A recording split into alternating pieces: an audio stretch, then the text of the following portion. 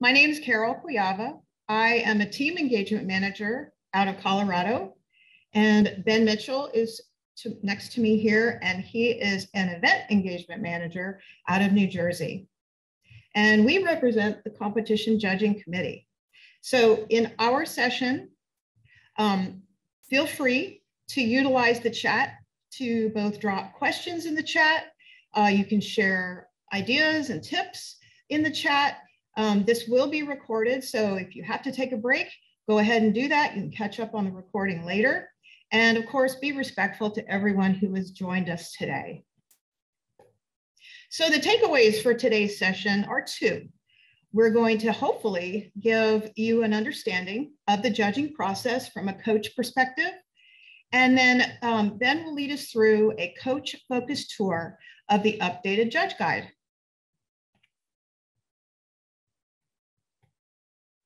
So what is the importance of judging? Why do judging? Why do event partners offer judging at events? We believe that the judging process gives students an opportunity to practice written communication skills through the engineering notebook and practice verbal communication skills through the team interview. They also have an opportunity to demonstrate the values of the REC Foundation Code of Conduct and the student-centered policies.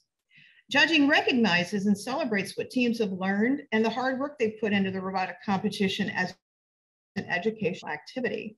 And of course, lastly, judged awards can qualify teams to higher levels of competition, like the state championship, regional championship, or the world championship.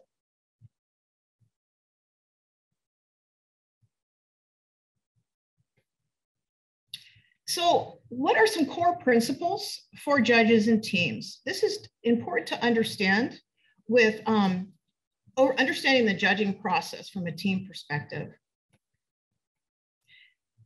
Judges, the one thing to really remember is that judges are volunteers, and they have been drafted by the event partner and recruited by the event partner to interact with teams at an event. Judges are bound by certain principles such as confidentiality, impartiality, consistency, integrity, qualitative judgment, and they are there to interview teams. So teams, likewise, are going to demonstrate to the judges their understanding, knowledge, and ability in identifying the problem, brainstorming solutions, all the way through the entire engineering design process. They're going to demonstrate how they have used the engineering design process in their robot build, their programming, their game strategies. They're going to demonstrate teamwork, communicate professionally, and they're going to demonstrate their ability to manage their project throughout their season. Three key takeaways for teams is that the judging process at an event, the team interview in particular, is a conversation between students and judges. It is not a prepared presentation. So it's meant to be interactive. It is a two-way conversation. And second point is that the engineering notebook is for the team, is by the team for the team. So it is a chronicle of that team's progress throughout the season in developing their robot, developing their game strategy. It is not a presentation document for judges. And lastly, there is no magic formula or template to win a judged award.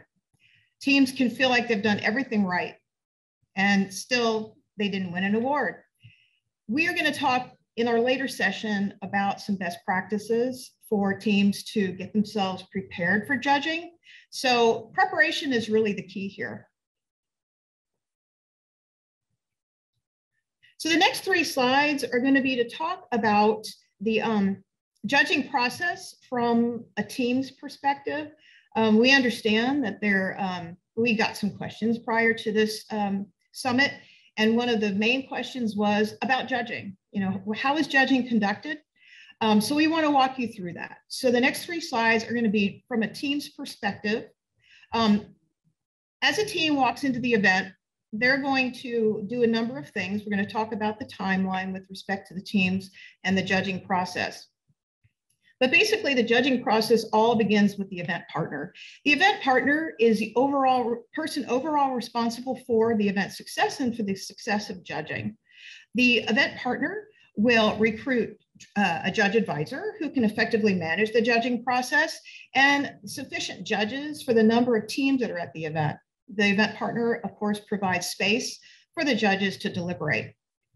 So we mentioned the judge advisor. So the judge advisor is a very important key volunteer. This individual organizes and oversees the overall judging process at the event. Teams may or may not see the judge advisor, but the judge advisor is the key person that the judges are going to interact with. The judge advisor prepares a judging schedule based on the event size and the number of teams at the event and the event agenda. The judge advisor also manages conflicts of interest that may arise between judge volunteers with teams at the event. And lastly, the judge advisor helps facilitate deliberations and is responsible for delivering the final award winners to the event partner. So lastly, the judges. The judges are what the team is going to interact with the most. And again, all of these individuals are volunteers at the event. So judges are volunteers, and they will work in groups to evaluate teams and determine eligibility of those teams for judged awards. So judges can conduct one or more activities at an event as defined by the judge advisor. That's part of the judge advisor's role, is to determine which of the judges is doing what. So judges can evaluate engineering notebooks against the engineering notebook rubric. They will interview teams, they'll observe teams, and they could present awards at the end. All judges work together then to deliberate the award winners for the overall event. So what are some of the key highlights of the judging process? What are some of the mechanics? We've talked about some already, just in brief. The event partner and the judge advisor, they help to develop a judging schedule to match the event agenda. So depending on what time the event gets started, what time it's going to end, how many teams are at the event, how many awards are given out, is what the event partner and judge advisor work together to develop. Judges review and rank engineering notebooks according to overall quality. So when teams come into the event, they will turn in their engineering notebook, and those will be evaluated against the engineering notebook rubric. Now, in order to interview every team, judge volunteers are assigned to subsets of teams to interview. So if there's a large group, say 24 teams, the judge advisor is going to assign groups of, let's say, 8 teams for each judge group to go out and interview. That way, they can do this in parallel and they can see all the teams at the event. Each judge subgroup will then select top candidates for each award from their subset of teams. And then later in the day, all the judges will get together to deliberate and nominate the final candidates for each judged award. Now, you may see that there may be additional interviews that are taking place. If this is required, judges may go out and conduct additional interviews and observations of teams that are in the running for certain awards. At the end of qualifying matches, performance data will then be factored in for the Excellence Award. Awards are usually presented at the conclusion of the event or during or after finals, depending on how the event partner wants to handle that part of the event.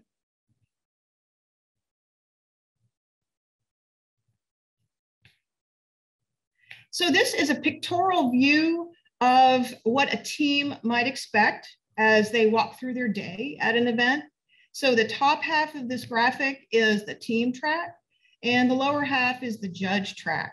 So as we mentioned before, when teams come into the event, they'll turn in their engineering notebooks, and those are collected and then brought to the judges, where the judges will then review those and evaluate them against the engineering notebook rubric. As teams get settled in their pit area, and as the matches, qualification matches begin, and as they start doing their skills matches perhaps, then that's when teams of judges will go out into the pits, because interviews are conducted in the pit area. They'll go out into the pits and start to interview their teams that they have been assigned. Then teams, of course, will then begin interacting with the judges. During this time, judges are also observing, and they may, and let me mention too, that if a judge team comes by your pit area to do the interview, and the team isn't there, because we recognize, of course, that teams will be maybe on the field doing their match, or they may be somewhere else at the venue, maybe doing skills, that the judges will leave a note typically on their pit table to say when they'll be back, and they'll try to reach that team at a later time. It's always a good idea to have someone stationed at the pit, one of the team members there to accept the judges when they arrive. And if the team isn't there, they can run and go get them, or whatever the case may be. Also recognize that judges are able to take input from other volunteers at the event. So as part of the judge deliberations and observations, there is a method by which the head referee and others at the event, other volunteers at the event, can factor information back to the judge team, whether it's about teams, whether it's good news or bad news about team behavior and conduct. So keep in mind that that is also a factor in being eligible for a judged award. And lastly, then the judges come together and begin deliberating. Typically, all this is wrapped up by the end of qualification matches. So by the beginning of alliance selection or alliance pairings, typically most of the judging work has already been conducted. And then, of course, when the teams move into finals, then the judge advisor will bring the results of the awards then to the event partner or to whoever is operating the tournament manager to get those results into the computer. So next up is Ben Mitchell, and he's going to lead you through a guide, or a tour, a curated tour, I should say, of the new judge guide. Ben. All right, thanks, Carol. Hello, everyone. So I'm Ben Mitchell from New Jersey, Event Engagement Manager, and I'm very proud to show you a look at our new updated judge guide. So even though it's called Judge Guide, it's really a resource for everyone that's interested in judging, including teams. And Carol and I have put in a fair amount of time to make this a resource that really can help people understand the judging process, make that process more consistent from event to event, and make it easier to do. And we have a bunch of new tools and instructions for judge volunteers so that they can do a really great job interviewing teams. But first, let's talk about what hasn't changed. So the overall judging process is no different now than it was in past years. The overall system of the interview and the engineering notebook, that's still the same. The ethos of the judging process, the values that we're looking for haven't changed. The volunteer roles are still the same. And we also have a requirement that if an event offers judging, all teams at an event need to have the equal opportunity to be judged. It doesn't mean that every team gets interviewed. Teams can opt to not be interviewed if they want, but everyone should have an equal opportunity to be judged. We've also updated, and this is something that kind of started out with COVID, and we've kept it for the past 2 years, which is the allowing the submission of digital engineering notebooks. So most notebooks are bound. It's kind of the traditional way of doing it, is having a bound notebook. But there's, we live in a digital age, and there are digital engineering notebooks, and those should not be penalized. And then the notebook requirements for certain awards, that also has not changed. So the engineering notebook is required for the Excellence Award, it's required for the Design Award, and it's required for the Innovate Award.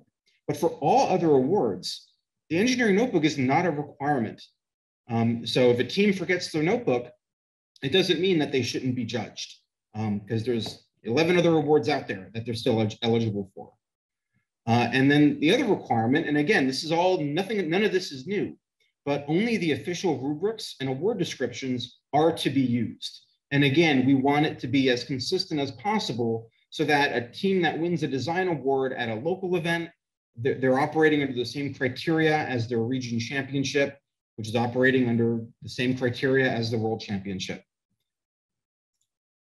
So that was with the old. Now let's talk about the new. So we've made a bunch of verbiage changes to the different award criteria and descriptions to make things a little bit more clear about what awards are celebrating what criteria. We've clarified the descriptions of the judging process, including some step-by-step instructions for volunteers on how to conduct a process that's equitable for all teams. We've streamlined the team interview and engineering notebook rubrics to be more closely aligned with the award criteria that they are used for. And we've added a bunch of new tools to aid judges, including a note-taking form that lets them organize notes for team interviews, a one-page reference sheet. So if someone's brand new and they may not know the difference between the Innovate Award and the Build Award, now we have a quick one-page guide so that a new judge can be reminded of what's what. And we also have award nominee ranking sheets. And this will help the deliberation process because sometimes teams are up for multiple awards, and these new forms kind of helps guide what team is going to be the best fit for which award. And then finally, and again, during COVID, remote judging was a separate document entirely. What we did is we kind of took the remote judging, we shrunk it down into a more concise format, and now all of the remote judging is in its own section in the judge's guide, section 8. So a real quick guided tour of the team interview rubric, and all of this you can find if you open up the judge guide. All these documents are there. But the team interview rubric, there was a past reference to the engineering notebook in the interview rubric, which means if you didn't have a notebook, you actually got, it kind of got brought up twice. So we got rid of that. So now the interview is only looking at the interview. The notebook is only looking at the notebook. We added criteria to represent all the different judged awards. It kind of broke out some of the some criteria that might have been combined. We kind of broke things out so that you get a little bit more resolution in the information that judges are gathering. We've put the award names under each criteria, so it's very clear what teams, what criteria are going to what award, which again helps deliberation and identifying kind of what's important. If you're just talking about the Build Award, for instance, you're not really going to be talking about programming. So that's kind of a simple example there. We've also added some criterion for team attributes that may not be like directly related to the Build Award or the Think Award. So for instance, the Judges Award is a lot more open in terms of what teams might be eligible. So we put a space for that in open notes. And then we were able to save some space, believe it or not, even though we added a bunch of stuff. And now we have some additional space for judges to write notes in real time. So that was the team interview rubric. This is now the engineering notebook rubric. So it's a separate rubric.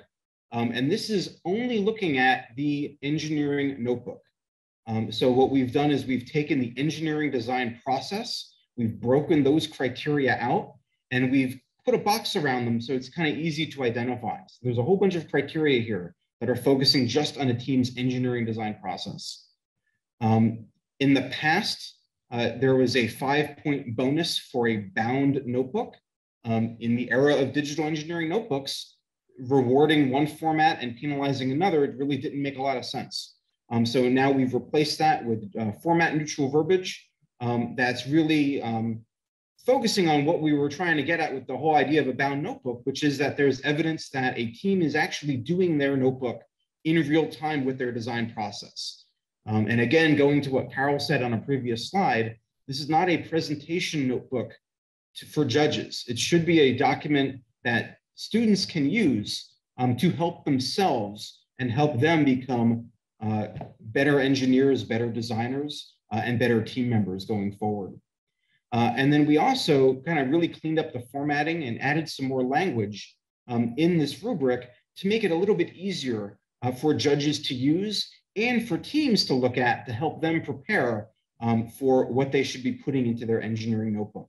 So this new rubric we feel is a lot more instructive. So what do we need to know about awards? Well, there's 3 types. So there's performance-based awards. And these are things like Teamwork Champion or Tournament Champion, Robot Skills Champion, team finalists. Those are all performance-based. The second is judged awards. So, judges don't decide who the tournament champion is. That's the game decides that and the on-field results. Judged awards are determined by judges. and they factor in the notebook, they factor in the team interview, they factor in all that. And then the third are individual recognition awards. So at some events, you might have a volunteer of the year or a partner of the year or teacher of the year. And these are awards that are distinct from judged awards. Because let's say if I'm a teacher and I win the Teacher of the Year award, that doesn't have any bearing on whether or not one of my teams might win a judged award. So at each event, teams can earn performance-based awards and a judged award, but only one judged award. So a team can win the Excellence Award, which is a judged award, and the Tournament Champion and the Robot Skills Champion. That would be permissible. And often happens at events, because good teams that are good at the tournament are usually good at skills, and they're usually pretty excellent all around. But let's say if I earn a Build Award, I can't also earn a Think Award. And that's just, it's putting too much on one team. We really want to spread out and recognize different teams at an event. And that's kind of what part of the art of judging is it's not just figuring out what teams deserve an award, because at every event, there's always more teams that deserve an award than there are awards to give out, but it's figuring out what team is the best fit for each award. And that's what kind of makes the job hard. And at multiple events, teams can earn any award, even if it was won previously. So if you win a design award at one event, it doesn't mean, oh, they can't win the award at this next event. That's not the case. Each event is its own self-contained ecosystem. And teams can also qualify for their region championship multiple times at different events. And there's a whole mechanism for how we get additional teams registered. So it could be that they take double qualifiers into account when setting up tournaments in a region. It could be that we pull teams from the skills list to fill up a region championship. So judges and event partners and everyone, don't be afraid to give the same team awards at two different events because you don't lose a spot. It's just that spot's going to now come from somewhere else. So what are the judged awards? That's really what we're focusing on with judging, which may make sense. So the design award is the top award for the engineering notebook and team interview. So this is really celebrating and recognizing effective management of a team's time, their talent and human resources, their actual parts. And it's really focusing on their robot design and game strategy. The Excellence Award is all the design award criteria, but also is factoring in performance. And we're looking at teams that are not only ranked in the top of their qualification rankings, so that would be teamwork matches for IQ or qualifying matches for VRC, but also robot skills rankings, right? Because if you're an excellent team, you really should be in multiple places, not just good at one thing. You should really be all over the place. And that also factors into that last bullet point, which is a team that's an Excellence Award candidate should also be a candidate in consideration for other judged awards. And this is, I have a long time as a judge. There's usually a couple of teams that they just keep cropping up in award after award. And it's like, hey, you know what? We brought this team up 5 times for different awards. They're probably a candidate for the Excellence Award. And then the last required award is the Judges Award. And this is an award where a team displays special attributes, exemplary effort, perseverance, they overcome an obstacle. And this is really earned by any team that distinguishes themselves in some way, even if it doesn't really fit any of the existing award categories. So the other judged awards, and these are just really quick bullet points. If you go into the judge guide, there's a lot more information and language to clarify these. But we have the Innovate Award, which is looking at the engineering design process. We have the Think Award, which is based around programming and coding techniques. The Amaze Award is also looking at performance, but it's also looking at kind of how the team is interviewing and what their strategy is looking like. The Build Award is for a well-constructed robot. that holds up to the rigors of competition. The Energy Award recognizes a team's enthusiasm and excitement at an event, which this is one of my favorite awards to see at Vex Worlds, because really teams at Vex Worlds, some of them really just come and they really elevate the atmosphere of the entire event. They really make Vex Worlds special. And those same teams at local events can really make the whole tone of the event change through their positive outlay of excitement. So we want to be able to recognize that. The Inspire Award recognizes passion for competition and positivity at an event. Sportsmanship recognizes good sportsmanship and helpfulness. And now we hope that every team is a candidate for the Sportsmanship Award, but some teams really go above and beyond with helping other teams out, sharing information, sharing resources.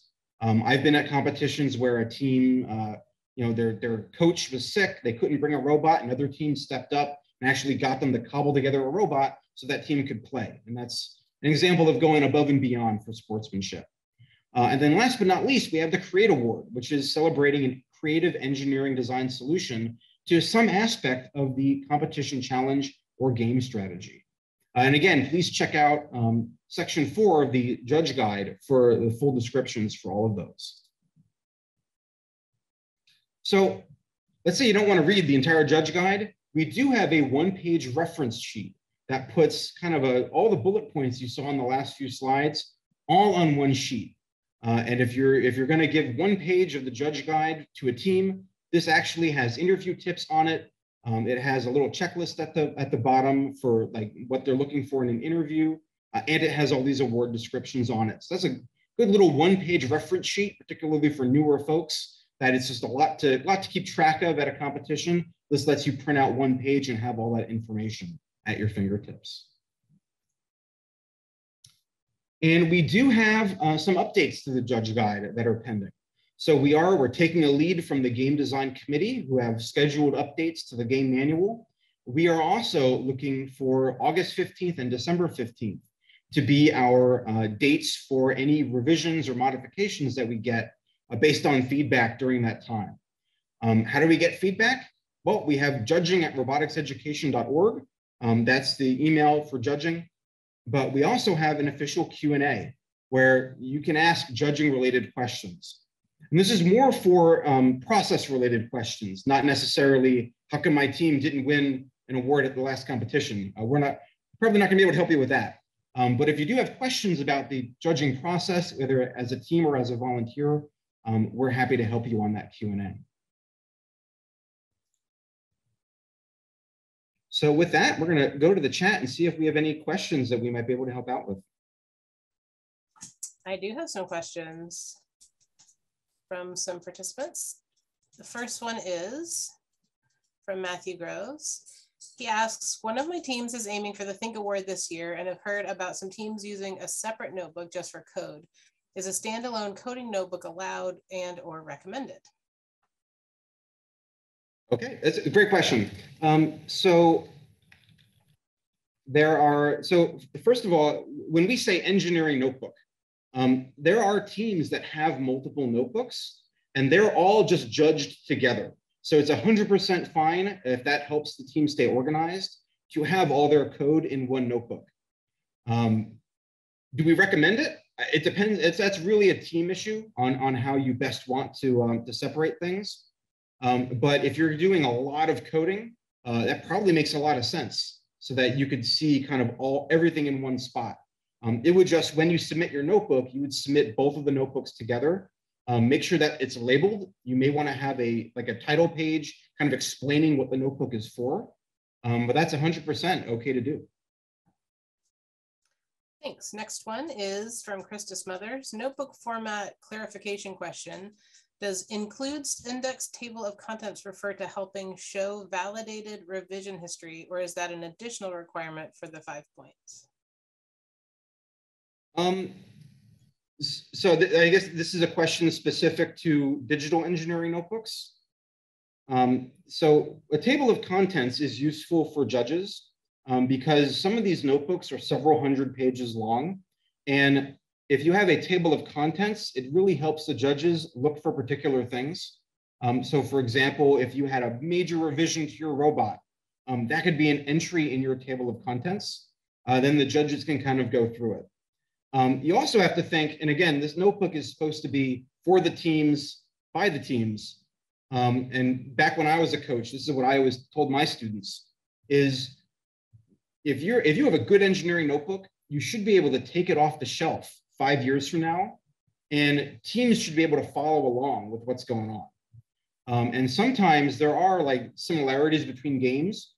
If you have all your notebooks on a shelf, teams can kind of take a look at that old notebook and kind of see some of the things that the folks before them might have done. So it's really not just a notebook for that season. It can also be a notebook for going forward for a longevity issue with the teams. So yeah, with regards to the 5-point bonus, that's really a verification that the students are working on their design process contemporaneously with the notebook. If they're doing that, they probably should have a table of contents. Thanks. Julie Robbins asks, I'm involved in judging in my state, and one of the challenges is that it is impossible for teams to fulfill the criteria of the rubric in a 7 to 10 minute interview. Do you have suggestions on how to handle that? Sure. So when we look at, and this, I think the new rubrics will help with this because it kind of breaks things down. So there's the interview, which is usually between 10 and 15 minutes long. But then the judges also have a deliberation after each interview. So really, it's not like the team should try, the judges should be asking questions that kind of hits on different things. And if they're missing something, then they're going to need to kind of go back. But it's also important, I think, that teams, if there's something that you want to show the judges on your robot, don't be shy about bringing it up. Right. So, for instance, if I have a team that is really into programming, I'm not going to wait for the judges to bring up programming. I'm going to talk about, oh, we have these sensors on our robot and we're programming them to do this. And we're going to make that a flashpoint in what we tell the judges.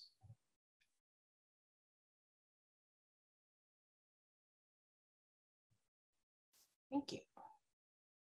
Sheldon Phelps asks, can you give more context on the difference between the Energy Award and the Inspire Award? Judges sometimes have a hard time distinguishing between them. Thanks for all you do.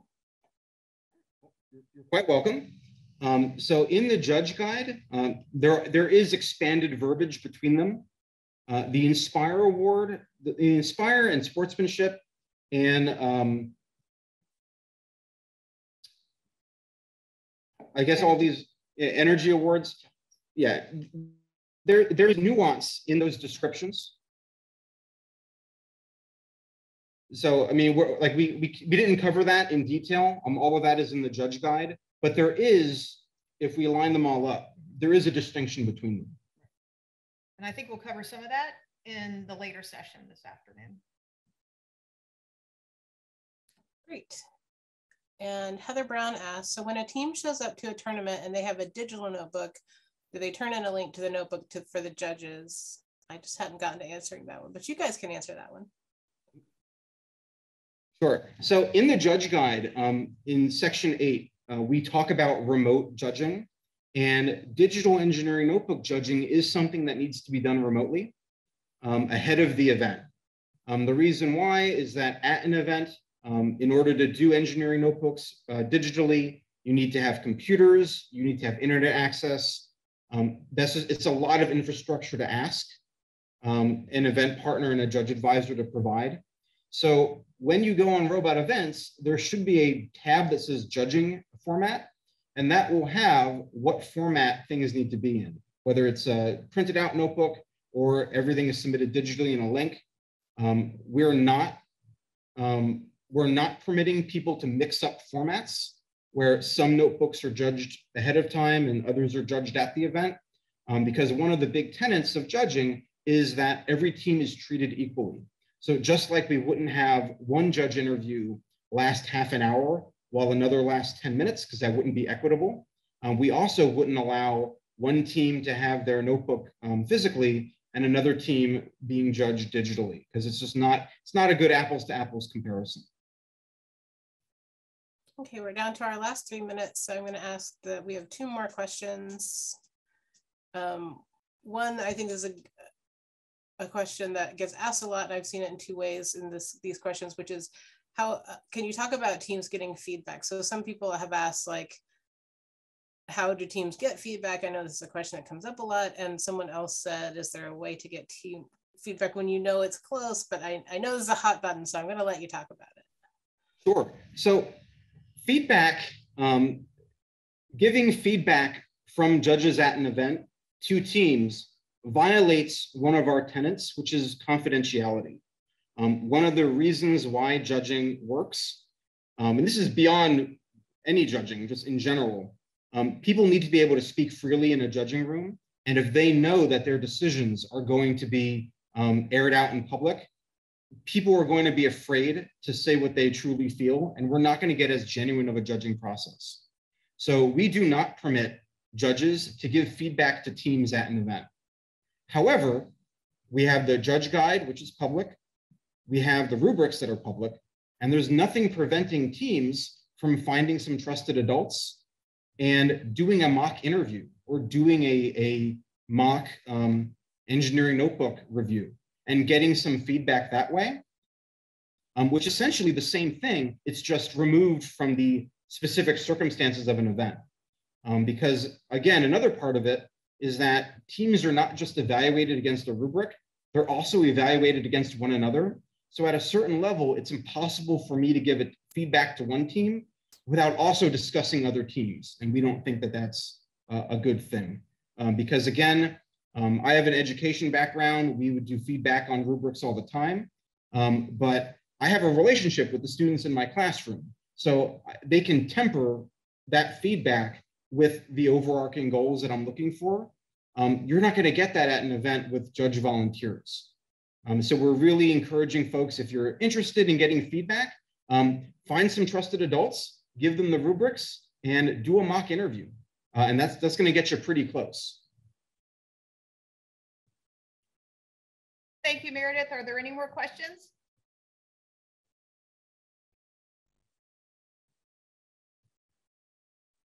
It looks like to me that that's all. Oh, we have one more question. Go ahead, Julie. Can you type that up for us?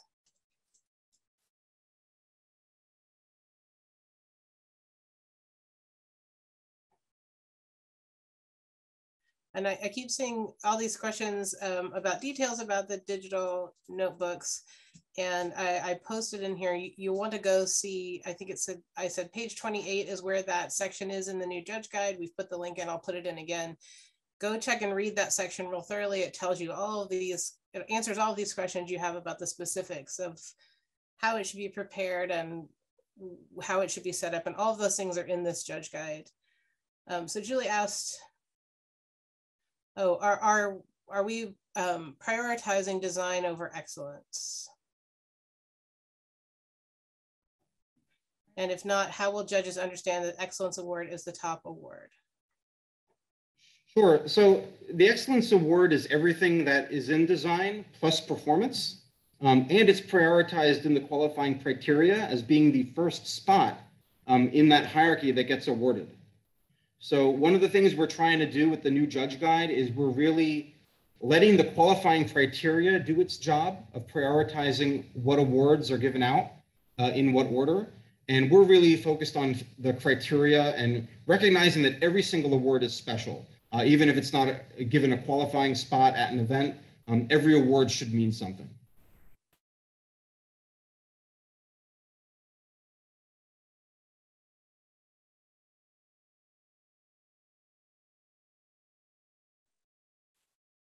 Because we are out of time, just to let everyone know, I'll be gathering questions and who asked them as we finish up here so we can keep moving, and we'll follow up with those people who didn't get their questions answered at the end of this, and hopefully we can help you out.